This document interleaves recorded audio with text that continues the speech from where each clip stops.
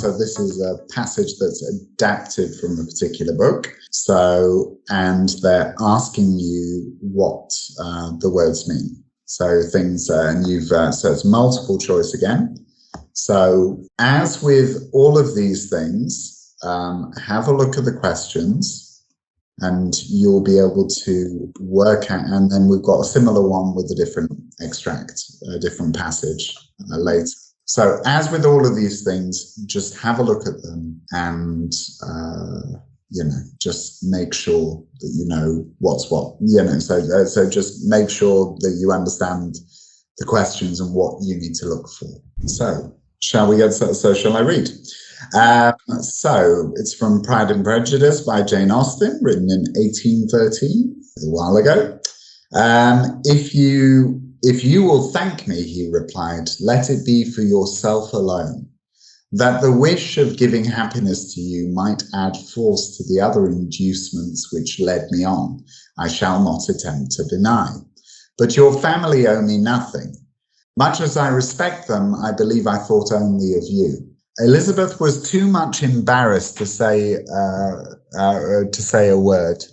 After a short pause, her companion added, you are too generous to trifle with me. If your feelings are still what they were last April, tell me so at once. My affections and wishes are unchanged, but one word from you will silence me on this subject forever. Elizabeth, feeling all the more than common awkwardness and anxiety of his situation, now forced herself to speak. And immediately, though not very fluently, gave him to understand that her sentiments had undergone so material a change since the period to which he alluded, as to make her receive with gratitude and pleasure his present assurances. The happiness which this reply produced was such as he had probably never felt before. And he expressed himself on the occasion as sensibly and as warmly as a man violently in love can be supposed to do. Had Elizabeth been able to encounter his eyes, she might have seen how well the expression of heartfelt delight diffused over his face became him. But though she could not look, she could listen, and he told her of feelings which, in proving of what importance she was to him, made his affection every moment more valuable. They walked on without knowing in what direction. There was too much to be thought and felt and said for attention to any other objects. I hate novels, especially about love. I find them boring, useless. They often are. Well, they're incredibly idealized, and as in they're just a bit sort of, they're incredibly idealized and sort of Disneyfied. It's like the 19th century answer to Disneyfication. So. Yeah. Well, at least, but on the other side, though, let's be honest, the rest of 19th century literature that isn't romance novels is all horribly depressing. So, it's only two choices. Yeah. So I suppose you've got the two extremes, so it's either you read Pride and Prejudice by Jane Austen, or you read Emile Zola, or, or Thomas Hardy, or anything else that will make you want to die. So it was quite a grim century. So, I suppose that's the upside of the romance stuff. At least it's not incredibly depressing, but it is also dull, But anyway, let's continue. The word, it's underlined. I suppose we'll be discussing it later. And guys, also these exams, it is supposed that you do not know all of the words, and they would like to check how well you can guess through the context. Yes, exactly. You have to guess them through the context. Now, obviously, because this is written in the early 19th century as well, I'll just let you in on something. So certain words don't mean exactly the same thing, or they're used in senses that they are not commonly used in now. So became is not very, to use the verb become in terms of suiting someone or making, suiting someone or making someone look good is rare nowadays. Occasionally used, but that's a little bit of an older meaning of the word. Obviously, at the time, they still used it the way that we use the word become as well. But that particular meaning is in the text. So do be a little bit careful when you're reading an older passage or an older text, because it's possible that the odd word has a slightly different meaning than you expect. So the word bolded and underlined word inducements most nearly means the wish of giving happiness to you might add force to the other inducements which led me on, causes. Because if you induce someone to do something, then it's like an incentive. That's induce. So causes. In the passage above, the bolded and underlined phrase trifle with most nearly means, well, so you're too, after a short, so it was too much embarrassed. Yeah, that's another example of how the language has changed a little. We wouldn't really ever say too much embarrassed, we just say too embarrassed now. But anyway, so the next part, after a short pause, her companion added, "You are too generous to trifle with me." So you are too, if your feelings are still what they were last April, tell me so at once. So that's toy with me. So, play with me. Toy with, yeah, exactly. So don't lead me on. Don't mess me around, we might say nowadays, but they said trifle with. In the passage above, the bolded and underlined word sentiments, well, that usually means feelings, but I'll just check from the context. Where is sentiments? Gave him to understand that her sentiments had undergone so material a change since the period to which he alluded. Feelings, absolutely. So that's feelings. In the above passage, the bolded and underlined words alluded most nearly means referred, because we just read that, that's referred. So the one he was talking about. In the passage above, the bolded and underlined word encounter most nearly means, well, it always means meet. But I'll just see where they put it. Had Elizabeth been able to encounter his eyes, she might have seen how well encounter his eyes. So in this case, it would be get a glimpse of. It almost always means meet, but then again, so encounter, get a glimpse of, so get a short look at his eyes. Glimpse, I don't know the word. Yeah, it's a brief look, a glimpse. It's a short look. Do you really use those words in everyday English? Glimpse or something?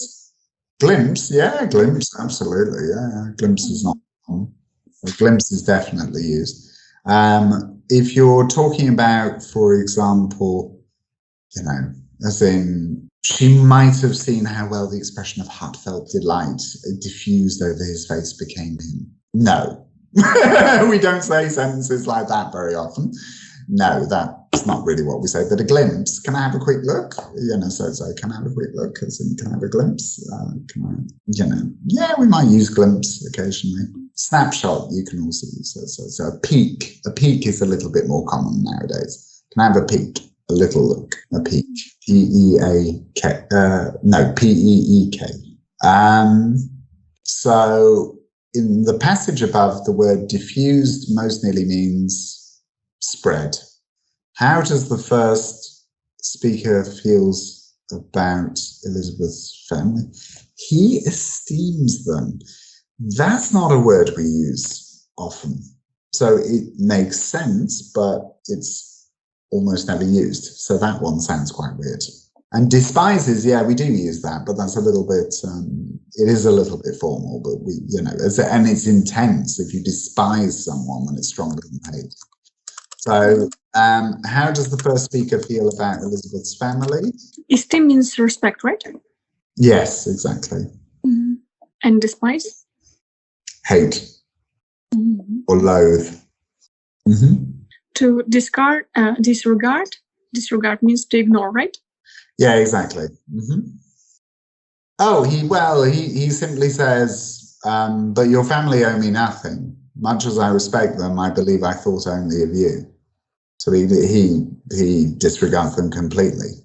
So he ignores them. He disregards them completely. Efficient. Okay.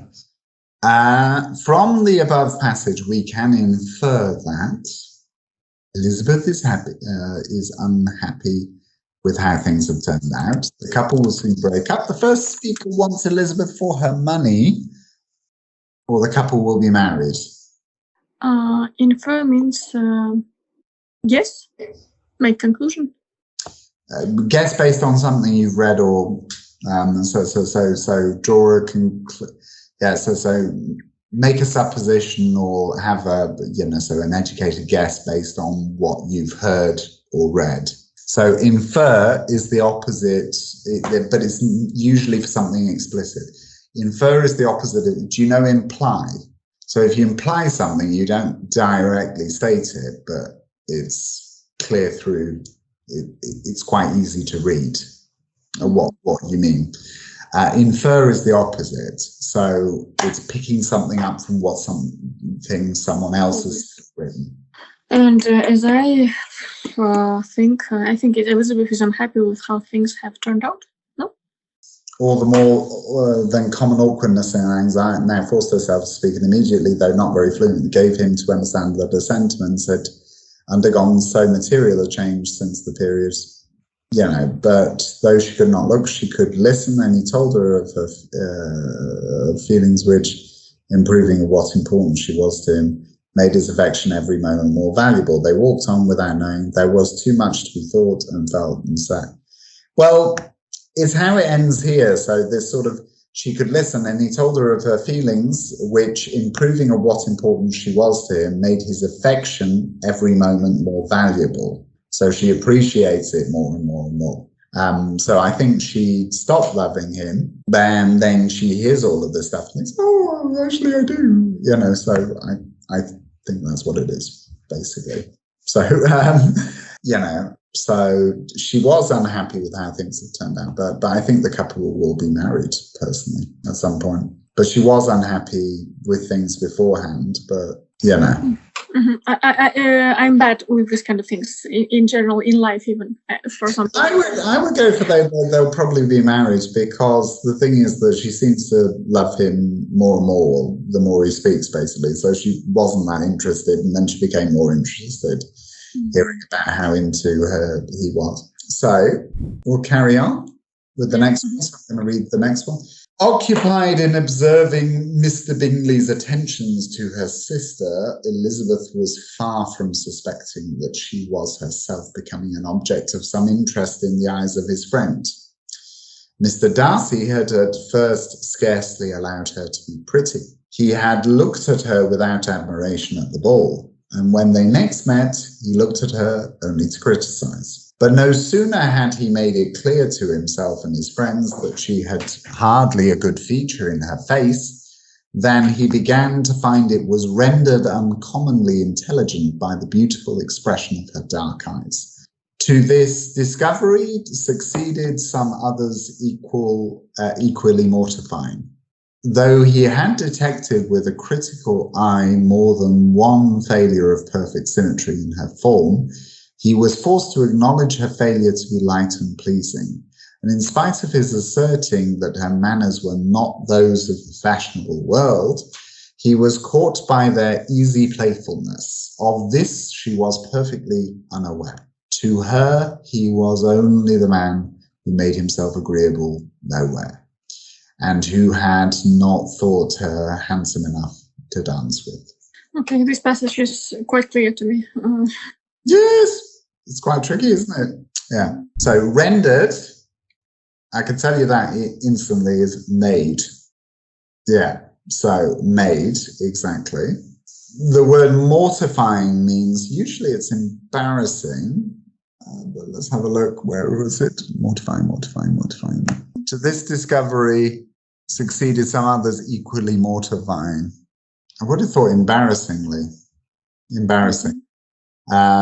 because he just said, "Oh, she's so," so because he's just literally said, "Oh, she's so ugly," as in, and then suddenly, "Oh, okay, actually, she isn't," So let's have a look at the next one. In the passage above, the word scarcely most nearly means unwillingly, barely, abundantly, enthusiastically. I would have thought, I would have thought barely, because that's normally what it means. Where is the scarcely? Had it first scarcely allowed her to be pretty. Had scarcely allowed her to be pretty.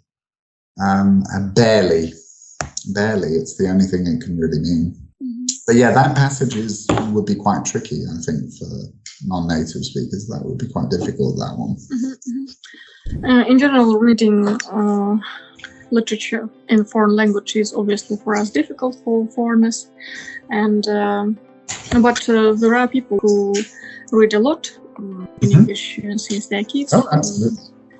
And definitely, guys, you can prepare, for example, for reading yourself, reading part, but with speaking, you'll definitely need native speakers, teachers' help, and for that, you can write us. You can find us on Instagram, or I'll write down here in comments below, and we'll try to help you with preparing for speaking, which is also very tricky. I remember myself, and see you in our next videos. Bye. Absolutely. Best of luck, everyone. Bye-bye.